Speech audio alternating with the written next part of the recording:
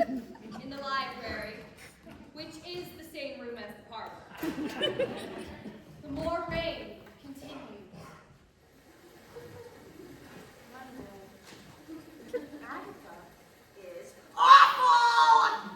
Emily only ever talks to her. Yesterday they went on a walk, and upon returning from the walk, Emily didn't even seem to notice that I was in the room. Emily is uglier than I initially thought she was. And I hate Agatha. Tuesday, I think I'm going to kill myself. Wednesday, if I kill myself, nobody would even notice. Thursday, Marjorie enters without a hat. Mallory. Yes, ma'am? Marjorie, Ma'am? you've been working outside the library. Oh, no, not at all. It's fine, everyone works outside the library to hear my innermost private thoughts. Come sit and I'll read to you. Thursday. Come sit! Right now. Thank you. Thursday. I had a dream that a great, hulking, awful man came into my bedchamber. And I did not want him in my bedchamber at all. And then we talked for a good long time. Oh, no. Come here. Oh, I'm feeling labor pain. Right now. You're going to read the part of the great, hulking, awful man in my bedchamber. And I'm going to read the part of me in my lacy nightgown. I feel like the types is Come not looking at here. me. Right now. Marjorie goes to her. Moldy reads. What do you want from me, you awful hulking man? I cannot keep away from you. Oh, that is obscene and very uncalled for. What are you doing? I am worshiping you with my eyes. That's terrible. What are you doing now? I am worshiping you with more than my eyes. Oh. What is it? How brutal! How ravishing! God is watching us and is judging you. I have loved you long before you were as famous as you are currently famous. I have always wanted to know your innermost thoughts and emotions. Really? Sincerely. Oh, well, what would you like to know? Why did you kill Agatha? Holdy stares at her. Excuse me? I said, why don't you kill Agatha? Holdy is completely off balance. I kill Agatha. Kill Agatha. It would be a sister killing her sister, of the Carson's daughter. A woman murderess. It would be shocking and horrible, and nobody would be able to stop talking about it. You would be infamous. Famous. It's like famous, but more so. I know what the word means. And write about it. People might want to hear what it was like to kill Agatha, how you felt about it before and after. People always do seem to want to know those kinds of things. They might want to ask you themselves. They might want to come up here and ask. And I, of course, would feel very strong. I wouldn't want none of that vulgar crowd in my parlor drinking my tea and asking such intimate questions. Like what it felt like to kill my sister. What it all means. Where I think I'm going in my life next. And do I think it was because I lacked love as a child, which is true. I did lack love as a child. What a stupid question. That is an astute question. Did you lack love as a child? I did, I really did. Everything here is just so bleak, so loveless and bleak. And if I were to kill Agatha, I'm not saying I would, but if I did, it seemed like a splash of color. A tear in the fabric. Wrenching control of your life, of history. History? A new chapter unrolling before your eyes. Monday, everything changed. Monday, everything was gray and bleak, and then all of a sudden, BAM! Monday, bam! Oh, they might write a song about it. Oh, there are all sorts of ballads about this kind of thing. They might write a ballad about me. They might, they would. Oh, or maybe I could write sort of my own ballad. So that if I wrote it, that would be the one they ended up singing all the time. It would be like, I'd be famous as both an author and a murderess. And also sort of like a singer-songwriter. That sounds Holdy hugs her impulsively. This is the best day I've ever had. The Moors. The mastiff and the moorhen. He eats, he guards her. He's never felt so at peace with the world. mid-conversation. But then sometimes I think, who would I be if I weren't depressed? You know? As if the thing that is making me myself is my own constant and unyielding misery. As if happiness is some sort of altered state in which you're no longer quite yourself.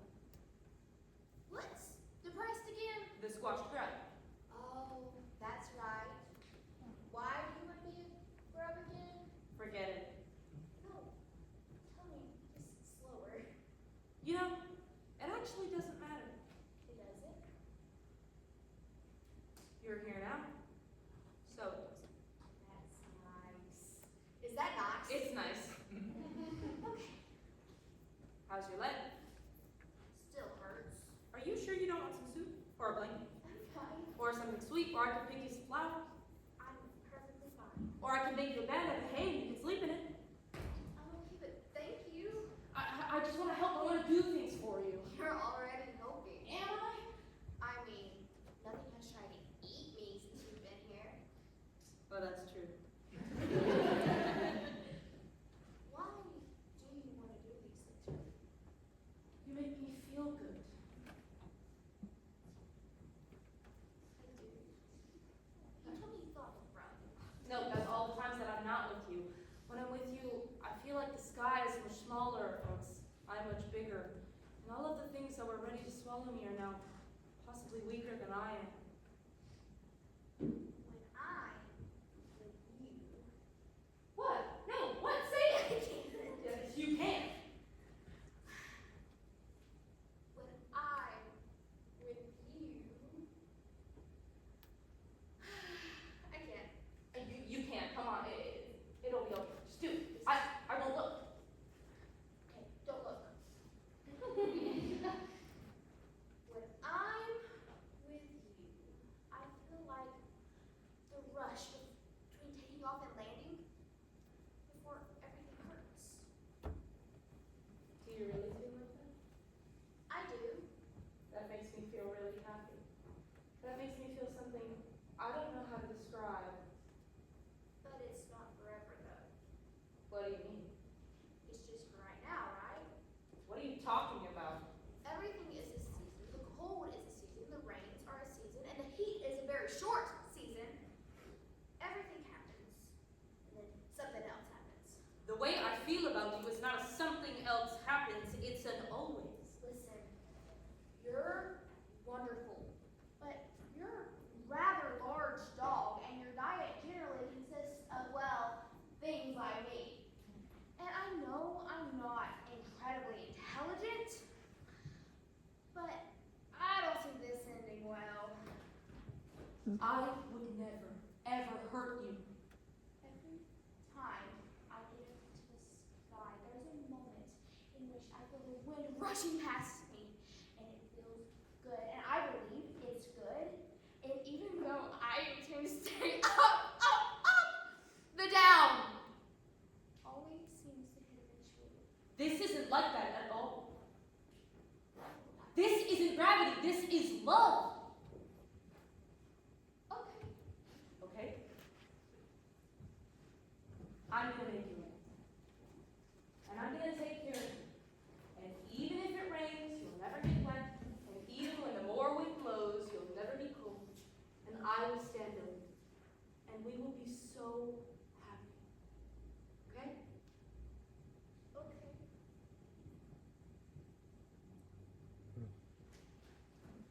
Marge,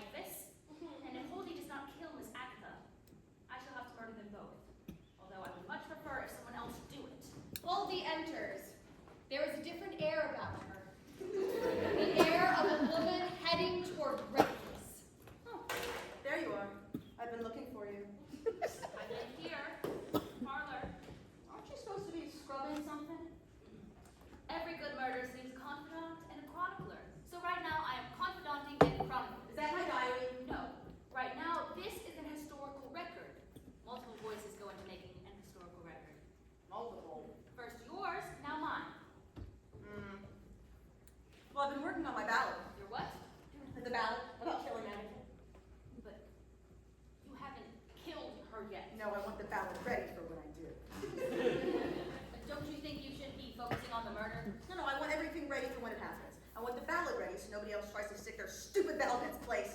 And I want to pick out the right outfit, and I haven't done that yet. But how are you going to kill her? Halsey has not considered this. Well, I don't know. I mean, people die in here all the time. People die, people are not murdered. I mean, there's sickness, there's the typhus. Your there's sister is complications. not ailing in the slightest. Perhaps I might, lure her out into the moors. I could say, oh, Agatha, come here, come with me. And then the quicksand could suck her under and do that. Oh dear, this could all be going horribly awry.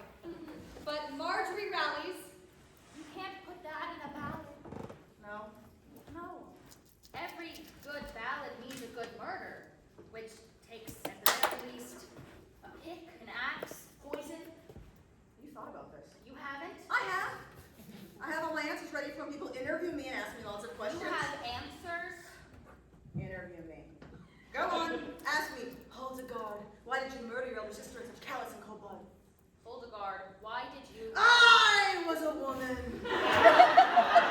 Pushed to desperate straits. Desperate, I tell you. Here on the moors, one reaches such extremity of emotion. Now I see the error of my ways and I repent. That's no I thought it was quite good. No, you can't repent. You can't see the error of your ways. I can't? It's boring. Oh. Nobody cares about people who are sorry. Everybody forgets the people who are sorry. The only people who are remembered are the ones who are never sorry. Halsey takes this in, weighing in. Wow. Just forget it. You're not cut out for this. No, wait. No, I have to go scrub something. No, wait. I can't be cut out for this. I can't be. I don't think so. You want to be sorry and you want to be forgiven. No, I cannot want those things. I can be very brutal and very cold. Can you? Yes. Interview me again. Hildegard, why did you murder your older sister in such callous and cold blood? Because that is what I am, sir. A murderess. Okay, better. And how do you feel in the aftermath? Nothing. Nothing. I feel nothing. That was okay. Was it good? It was okay. It was good, wasn't it? You are going to do it, aren't you? Of course. Of course. Of course I'm going to do it. When? What? I said, when are you going to do it? Well, soon. Someone else might do it if you didn't. What? I'm just saying, it's an opportunity. Everybody wants opportunity. And so, if you didn't take this one, someone else might do it. And then you wouldn't be anything, really. You'd just be sad old Holdy, alone in the house on the moors. Sad Holdy, whose sister got killed by someone else, which would get you a little pity, I guess, a sympathy vote. But nobody likes to think about victims. It makes them feel sad, so eventually, nobody would like to think about you at all. Ever. Halsey stands with newfound conviction. Nobody is going to murder my sister before I do. She marches from the room. Marjorie watches her go. Agatha's bedchamber, which appears to be the same room as the parlor. She reads Emily's letters to herself.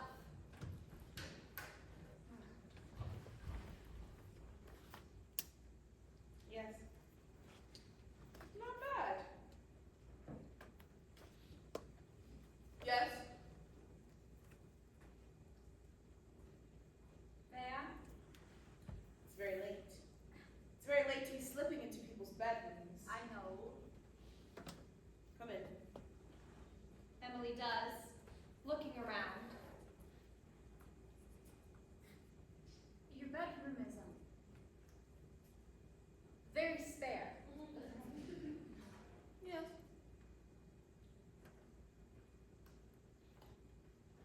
Will you have a nightcap?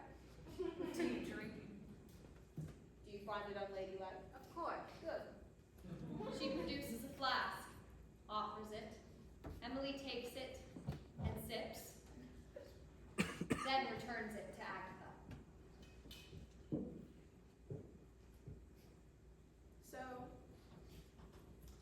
why have you come at this hour? same thing as courage. Neither is liquor. A fair point. I've thought about it. What you were asking would have once been unthinkable. But now, it is not. When we were out on the moors, everything was endless. And some might come at unforgiving, bleak even, terrifying. My eyes felt that way at first, but as we stood there, I began to see it as you did. As a place of power, perhaps. And I started to wonder what it would be like to belong to a place like that. Did you? I've moved from house to house my whole life. There's always a lady of the house who can't abide me, a gentleman of the house who pursues me, a child who dies of something awful, and then I move on. Wherever I go, it's always the same. I'm always a stranger. But what you showed me has strong hold. However, A young woman unprotected requires certain assurances. assurances. You understand? We'll see if I do. Go on. My child will be the heir to all this. Is that not right? My child. Our child. Will be the heir, yes. This child will need a firm yet guiding hand from its mother who must be nearby. Nearby. My own wing. And my own servant. One room near the nursery. Mallory will be your servant. My own wing and Mallory won't do. 2 rooms. In the west wing. Mallory will be instructed to behave better toward you. 2 rooms. In perpetuity.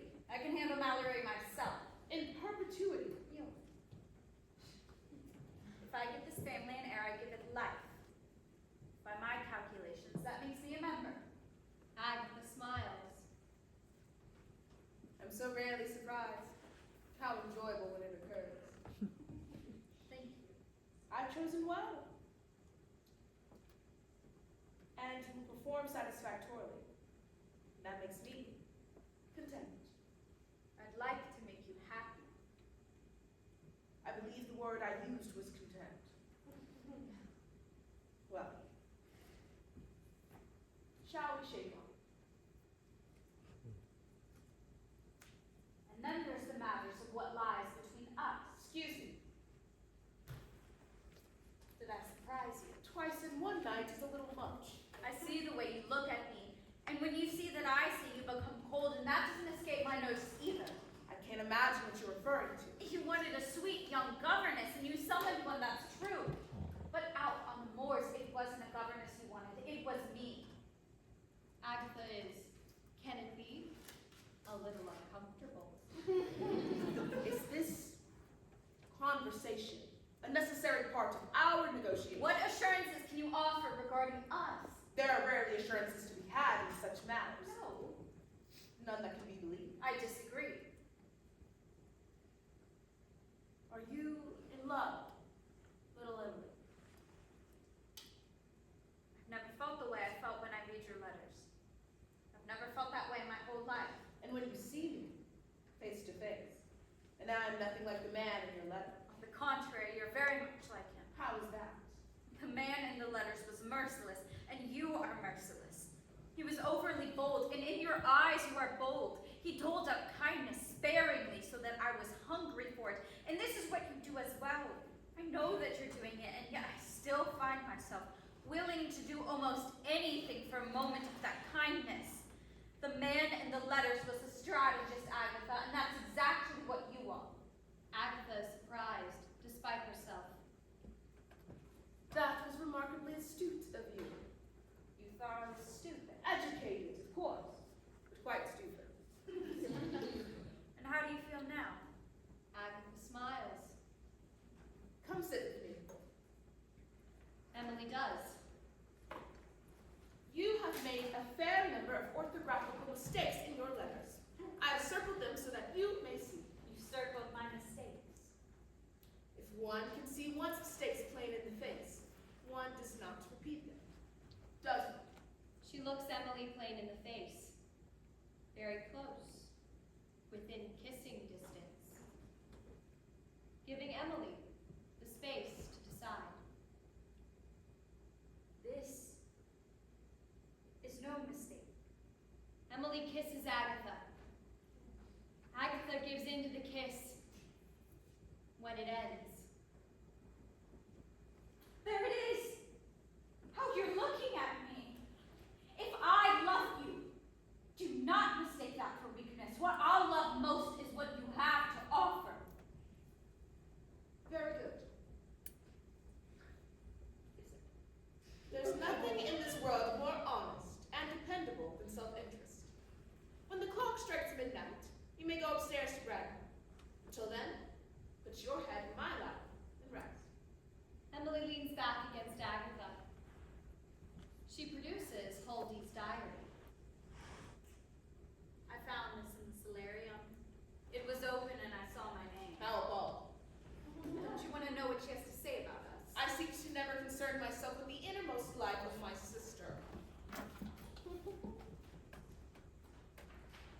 Monday. All Emily does is look at Agatha. I hate Agatha. Tuesday. If I were to die and return in another life form, I should like to be a rat, because their lives are much shorter. Wednesday. Bam! Today was just... Enough! All right. Then sing me a lullaby. A lullaby. I'm always the one singing lullabies to children who hate me. This might be my only opportunity to have one sung to me. I don't know of any lullabies. Never sung one. Well, what you do is simple. You think of some very simple words and you sing it to a very simple tune. Agatha thinks hard. Then she sings to Emily. Her voice is rusty and a little awful, but also strangely touching. She uses the melody Emily's song before. Good night, Emily. Soon you will visit Branwell in the attic. It's up in the attic. And then you will come back down. It'll be very nice. Your bones and blood will be part of this land. And they'll bury you here when you die. The Mastiff in the Moorhead. It's late at night. He's made her a nest of straw. She sits in it sort of awkwardly. The Mastiff has been talking for a long time. And usually that makes me feel alienated and cut off. But this time, thought it was beautiful. A little romantic, actually. And then I thought, I would do anything for you. What are you thinking?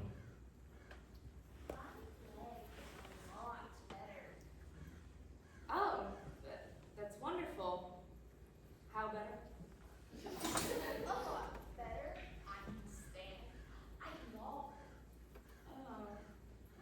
Oh, nothing. It's good that you can stand and that you can walk, but if you can stand and you can walk, maybe you can walk away from me. But right now, I'm sitting and resting. Okay. Right now, we're both sitting and resting. I was thinking, what if I learned to fly? Wow. Yes. What if I learned how to do it too? And then you could fly away if you wanted, but I could go with you. And if you crash landed again, I could help you. Or maybe if I was with you, you wouldn't crash land. You fly. Me fly. I don't think you can fly, can you? I've never tried. I don't think, I mean, I know I'm not very educated. I don't think I've ever seen that before. I'd do it for you if you wanted me to. Let me think about that. Do you not want me to go with you? Do you not want me with you all of the time? Maybe not all the time. I mean, there's privacy. I hate privacy. Everything is already private anyway. I want to be so close to you that my skin is going through skin. Well, maybe you can fly a little bit behind me, so you can see me, but I have privacy. I guess I could do that. I don't think I can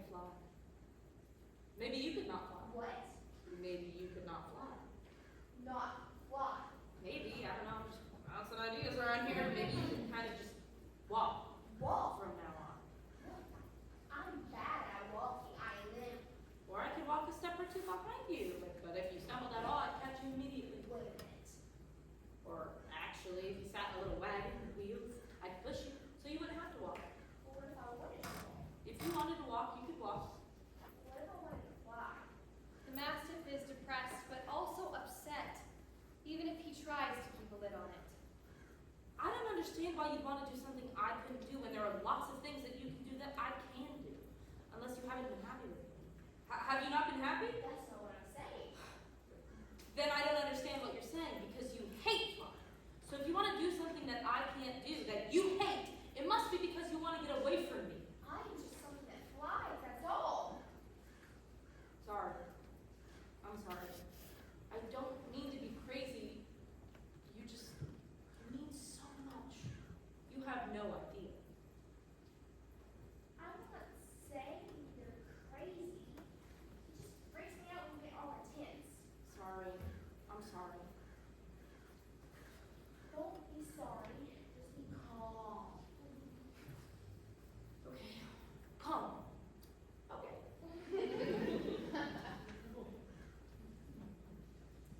I have this nightmare where I turn my back for a second and I feel this tug inside me. It's like my heart somewhere and I turn around, but it's already too late. You're into the sky and you're rising and you're just drifting away from me and all I can do is watch you get smaller and smaller and smaller until the Mars has swallowed you completely and you're gone. I'm right here. Now. You're right here now. I am right here now. What about tomorrow? You're getting intense again. Sorry. Sorry. I don't ever want to feel the way I felt before I met you. But sometimes you will. Sometimes you feel like that. Not if you don't fly away from me. Even if I don't fly away from you, there will be a moment in which you look at my face and it isn't the face you love. Maybe it was an expression that you don't recognize, or you will hear something about my past that you didn't know, and for only a moment you'll think if you ever really know me at all. And you feel the squash rub again. The mastiff really looks at her. Then you should tell me all your expressions. And I'll know them all. And I will never feel that way. I don't think you're really hearing me. Come here. Sit very close to me and tell me everything. Actually, I'd like to be here and you can be there, and maybe we can be quiet for a little bit. I can feel you drifting away. I can feel a distance between us. Why is there a distance between us? Because sometimes there is a distance. Because this is a place built on distance. It's horrible. I feel horrible. Hold on to me. Okay? Take a deep breath. Count in the shape of a square. Calm down. The mastiff calms down. When he's calm, he looks at her. New determination. Almost scary. I won't let it happen. What? I won't let you drift away from me. Great Hall. Which is the same room as the parlor. Late that same night, Agatha is alone, waiting for Emily to return from the attic. Perhaps she paces, perhaps she sits. Huldy enters. She's dressed unusually well. She carries a small axe behind her back. She keeps it out of sight of Agatha at all times. There you are. You. I've been looking for you. And here you are in the great hall. I should think you would be asleep. I should think you would be asleep. Where have you been all evening? I was feeling unwell. And where has Emily been? I imagine Miss Vandergaard was also feeling unwell. Were you playing dress up? Why didn't you just say that I look nice? If I meant to say that you looked nice, I would have said that you looked nice. One of my diaries has gone missing tonight.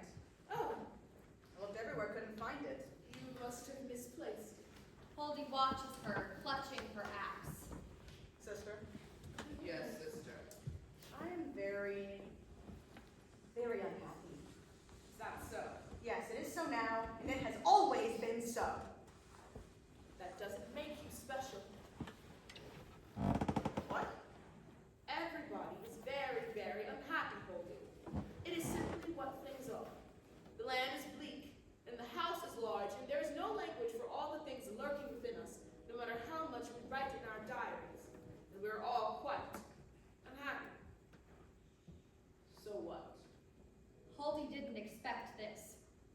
She might lower or put down the axe, which Agatha still has not seen. Are you unhappy? I have achieved balance. Balance. I do not strive for happiness, which has made me less unhappy. I set goals for myself and I achieved those goals. You might try it if you weren't writing in your diary all the time.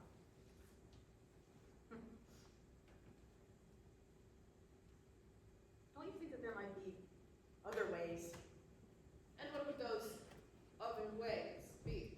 I mean, if something amazing happened, something spectacular and unexpected and amazing, don't you think that that would make us happy? No, Why not? because then that event would be over. The wild, spectacular, whatever it was. And then you would be alone again. Only this time, you would not have achieved balance. You would have achieved expectation. You would want to feel that way again and again, more and more. And you would not feel that way again and again and more and more. And so you would be even more unhappy. Now the axe has definitely been put down.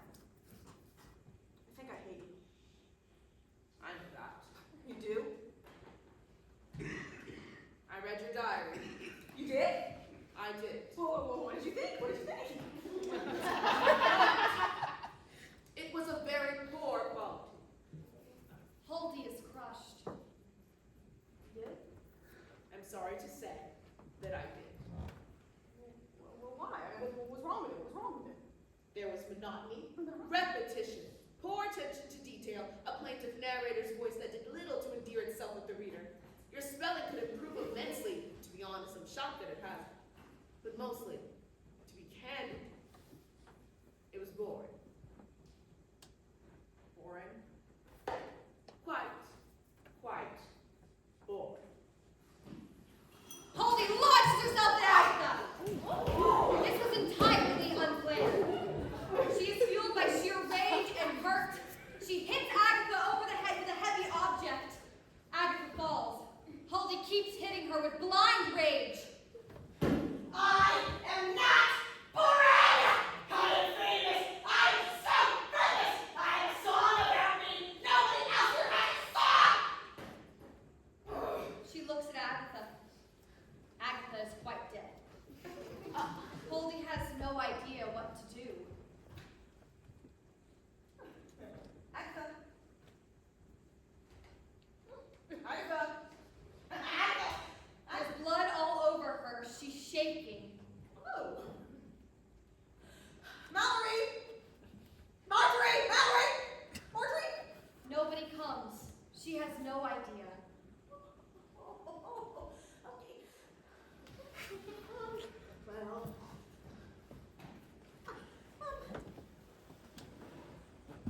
I think I'm going to sing my song now. This starts off melodiously sung, then turns into a crazy rock power ballad.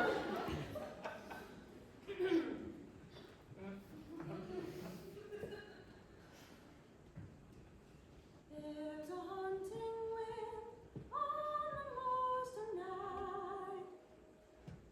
There's a blood to cold. Yellow build fires in their hearts tonight, but mine alone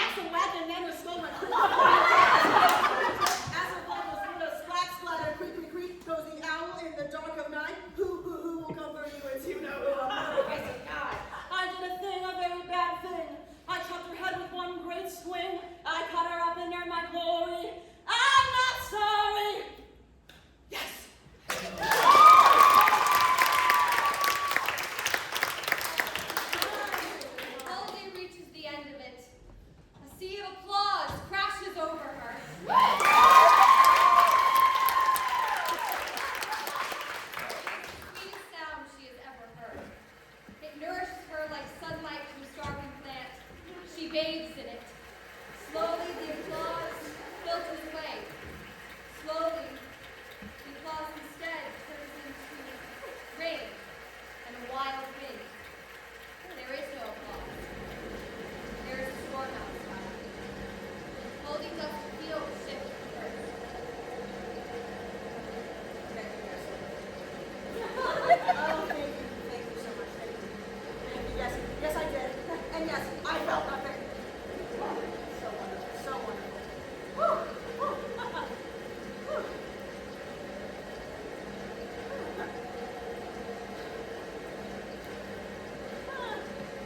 Where did you all go? Where did everyone go?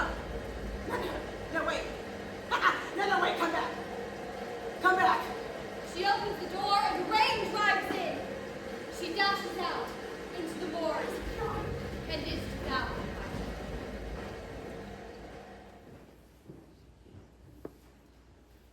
The Great Hall, which continues to look very much like the parlor. Next morning, a gigantic blood stain on the floor. Marjorie's diary sits in Agatha's chair. Emily stands in front of the bloodstain. She has just entered. She stares at it in horror. The sound of someone coming. Emily sits down in a chair, diary in hand, and composes her face. Marjorie enters with a mop and a bucket.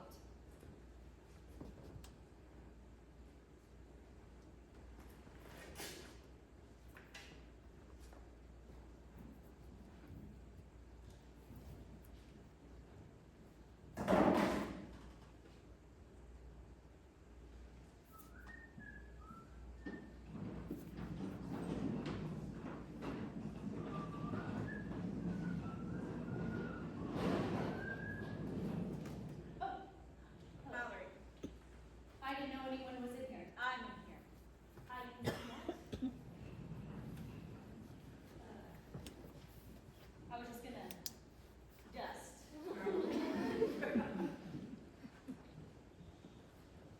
The Great Hall has fallen into disarray. I didn't notice. Marjorie puts the mop and bucket aside. I can see you found my diary. Is this your diary? Oh, it is. I thought it was Holdy's diary. It was Holy's diary, but then it became my diary. Oh. Have you seen Miss Holdy this morning? Yes. No. Oh. No doubt she's taking a long walk out in the moors. No doubt. Have you seen Miss Agatha? No, not I. Why are you looking for her? No. Are you sure? I'm quite content, thank you. I've no need of either. You look different. Do I? Yeah, somehow you do. Wasn't that something? You might read out loud. But it's your diary, Mallory. You should know what it says. Margaret. Excuse me? I'm Margaret when I'm an author. Oh.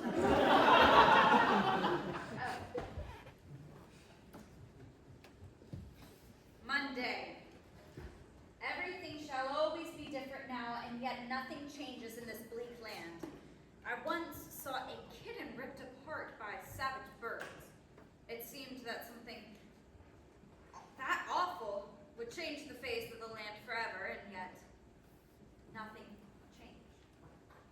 Save a little bit of fur got caught in the gores. To Marjorie. That was really quite good, Margaret. Thank you. Did that very happen? I'm not sure. It's hard to tell. I understand perfectly. You might say, scrap of fur. Scrap? It's a better word than bit. Save a little scrap of fur. That is better. The alliteration. Yes. The door opens. Both women look.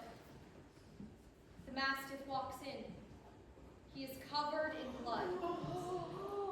Feathers are stuck in the blood. He walks straight past them and goes to sit by the fire. He stares blankly into the fire. What on earth has happened to the dog? It must have gone hunting, I suppose. It must have caught something. It must.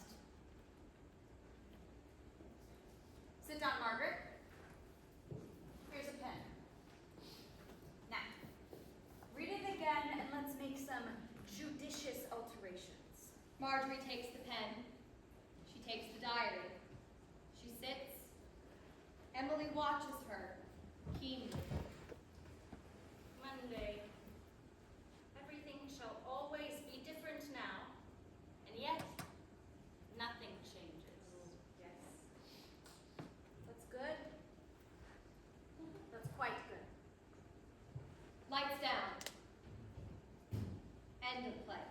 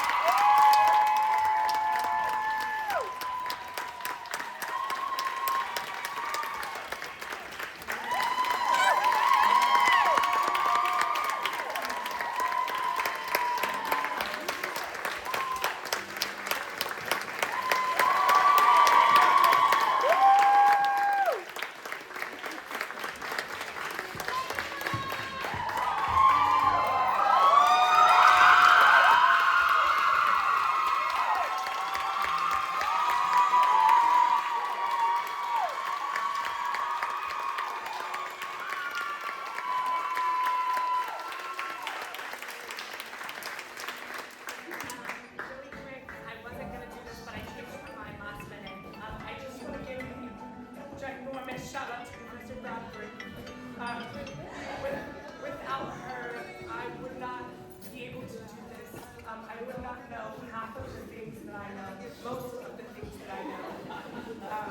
She is immensely talented and is such a wonderful professor, and you just learn so much from her. I also want to thank my designers. All of them were students, and they did an absolutely fantastic.